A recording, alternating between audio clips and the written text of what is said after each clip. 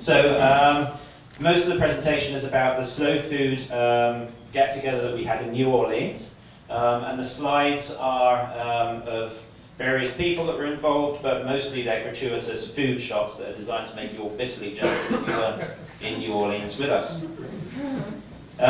So the conference was held in New Orleans. Participants in the conference were a huge range of people. There were fishers, there were fishmongers, there were chefs, people that just love seafood, some NGOs were there. There were IT guys that were developing traceability apps for cell phones, and there were watershed specialists, and basically the whole format was kind of like this. This style of presentation, in that it was all kind of storytelling, and people networking behind the scenes and small groups going off and devolving and talking about different issues, such as this circle here, and you know, just trying to move the ball forward on the whole slow fish thing. You know, the objectives were to pass on knowledge and to cross-reference with other people in the industry as well. So it wasn't just fishers talking with fishers, it was fishers talking with fishmongers, talking with IT people, and everybody trying to figure out a pathway to make things better. The whole week was, it was inspiring, it was educational, in some ways it was emotional, and I wish I could have shown you that previous slide as I said the word emotional, because the young lady was in tears when talking about the oil spill disaster in the Gulf of Mexico and how they thought for a time that their fishery was gone forever, and what that meant to them, and that certainly was a very emotional speech. I think it was groundbreaking for slow fish as well, in some of the ideas that were discussed, and it was also delicious, as Lance, our shrimp fisherman, is showing us there. Those shrimp were really good. So what did we talk about? Well, a number of issues. The first thing that, that cropped up a lot was we were talking a lot about fisheries management, and in particular what's called ITQs, or catch shares. This is something that became fashionable in fisheries management in the 80s and all across the world, and involves less of a Darby-style fishery and more of the fishery quotas being put into a large pot and then allocated out to individual fishermen, so that they, there's no big race to get the fish. And the idea was to make the fisheries more sustainable. And in some ways that's worked, and it was amazing talking to people from all across North America, that everybody had the same experience. In terms of sustainability of the fish stocks, it's worked. But culturally, it doesn't seem to have worked, and has created problems. And part of that problem is that the fish and the resource is seeming now to belong to corporations and big business, and the fishermen are you know, being squeezed out. And you know, we felt that it was wrong as an organisation for any corporation or individual to own the fishery in perpetuity. So, you know, for example, in BC, we were in a position where the quota, so for halibut, the halibut fishery, you know, the wholesale price at the moment for halibut on the ground in the Lower Mainland is about $12 a pound for whole fish, before you've even put a knife to it. Now, $7 or $8 a pound of that, and we all talk about the value chain and who prospers from fish. $7 or $8 a pound of that goes straight to the quota holder, who basically does bugger all. He sits and holds the quota. And that's by far the most profitable area of the halibut fishery. The fisherman might make $2 or $2.50 a pound. So the fisherman is in effect buying the fish whilst it's still in the water before he's risked his life to go and catch it. And you know, so he spends his money on deckhands and fuel and risks his life and goes and catches the fish that he's already paid for while it's in the water, catches it, makes $2 a pound, and has to take his costs out of that.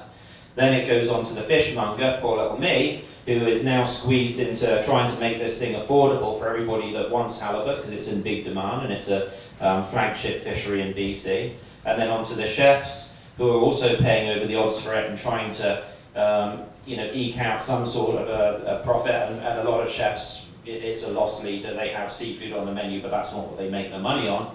And then, of course, the end consumer who's paying an absolute bomb for the product at the end of the day. So a really good example of a crap value chain, because you've got the guys that are doing no work and taking none of the risk and sitting on the quota that are making all that money. And it's really hard to see how that situation is going to change, because how are we going to ever wrest that quota back from them? What we've got to do is try and stop the attrition of having the quota slowly falling into their hands over the future. So we could go into that in more detail, and when we go into the caucus, we can talk about that more. But there's a lot of politicization around the fisheries, with this free market attitude going up against the long-term generation and the passing on and the ownership of a resource by the nation and by the people, rather than by an individual for that individual's benefit. The next thing we talked about was diversity, and we decided, there was a groundswell of opinion that we should create an almanac of seafood for North America. The Presidia is great and the ARC is great, but sometimes when you're talking about a fishery or a species, it doesn't necessarily apply. And so we felt that an almanac would be a good way to go to get a resource going that people can refer to and look at, and so that we can, for example, in BC we have 80 plus sustainable and harvestable species of seafood that are available to us. But if you go into the average market or retailer, you might see 5, 6, 7 species from BC. And there is plenty of really good seafood out there that isn't utilised at all. So we talked about diversity, and it was really encouraging that we were served dishes of mullet and dogfish and absolutely delicious, beautiful fish that's underutilised, and we should be using and should be adding to the diversity of our seafood culture, and also taking the pressure off of some of those flagship species that everybody seems so keen on. So we needed to document our commercial fisheries potential with the almanac. And also we want to encourage sensible consumerism, so eating within season. So when the halibut season finishes, well, let's move on to, say, hake, which is the number one, the biggest fishery in BC at the moment is hake by volume, which actually gets either exported to Russia to be ground up for fish cakes, or because the Russians aren't buying from us at the moment, it's going to be ground up for pet food this year. Scary, eh? Future education. We talked a lot about future education. One of the really great things about NOLA was the amount of young fishers. Well, they look young to me, they're probably in their 30s, but like young up-and-coming fishers that are really trying to connect with their communities and their consumers and find ways to make sure that we all know our fishermen. And as a fishmonger, in my business, it's really important that I can connect people with the people that went and caught the fish, with the people that did the work and risked their lives. And the young fishers, particularly in Alaska, there seems to be a real movement in Alaska. These young fishermen that have got all these great ideas and are forming CSFs, community-supported fisheries. They're really passionate about what they do. We had demonstrations. So these snapper here, the guy that you saw in the previous slide with the baby with the big beard is a Russian guy. Well, he's an Alaskan of Russian descent, and just broke into an impromptu demonstration of how to break a head of a fish apart, and showed us all the little choice bits in there that we've probably been missing. Because we've all, like fishmongers, we've all cheaped fish and we've all taken the tongues. Well, he pulled like about a half a pound of little different ligaments and tasty little morsels out of this fish head, and we all just kind of stood around and let them raw and gorged ourselves. Can we start this again? Unfortunately, Jack got the timing wrong on the slide. He's supposed to give me 40 seconds on each one. There we go. That's a nice sock eye. There we go. So young fishermen, and so we decided that we want to develop a slow fish youth movement, and and so that's something that we'll be moving forward on in the next year. We talked about adding to the value chain, and again, it was really incredible that we had people from Costa Rica, for example, talking about how they set up this supply chain and traceability scheme so that they can add to the value of the fish that the fishermen get for that species.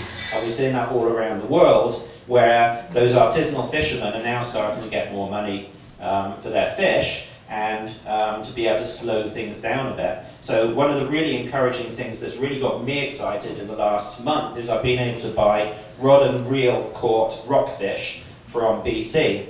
And we've been saying for years that why the hell do we mush all our rockfish up and treat it like crap? And then we're importing sashimi grade ikijimi killed snapper from New Zealand, which is fantastic, amazing, stunningly fresh. Why should that be fresher than the fish that I'm getting from BC and better quality? So we're getting this rod and reel rockfish now, which is actually, that's red mullet from back in England somewhere. It's just a gratuitous fish shop. But this you know, so things are aren't they nice? Things are improving on that front. I've been able to stock dogfish in my store for the last 6 or 8 weeks consistently. I've been able to stock, a dogfish is a fish that gets killed and thrown back overboard a lot of the time by people that have a disdain for it. And it's actually fantastic fish. So yeah, valuing resource to maximise economic potential and pleasure potential, because people don't get to try this stuff. I mean, how many people in this room have tried skate? Yeah, good proportion, bloody lovely fish, really nice. But in BC, it doesn't have value, which is great for me because it's cheap. Don't forget, and also, you know, talking about the value chain, don't forget slow food is as much about pleasure as it is about politics. So we all had to remind ourselves, actually, that, you know, we got so much into the nitty-gritty of government and politics and fisheries policy and all of that stuff that sometimes I personally find overwhelming and scary, that sometimes we have to remind ourselves that good things are going on, and there's we've got this amazing resource that we can all enjoy. And so that's, you know, a lot of what it's about as well. Watersheds. We spoke, this was probably the first Slowfish event where we really got into watersheds in a big way and talked about the management of the oceans starting on the land. And it was pertinent that it was in New Orleans because obviously the issues that are happening in New Orleans with the petrochemical industry, which is causing the salt water to infiltrate into the wetlands, into the freshwater wetlands, and causing, you know, irreversible damage there. The erosion of the land because of the clearing of the trees, you know, our own influence on that, global warming, the fact that New Orleans is just going to end up being the Venice of North America one day. It was very pertinent that we got to discuss that, and there are experts there. Kevin Scribner was there to talk about the Salmon Safe program, and it's really encouraging that some really large entities such as SeaTac Airport, apparently I was told, are going to be salmon safe if they're not already, which means that they're going to be looking after the watershed around the airport and making sure that they're not damaging the salmon's environment.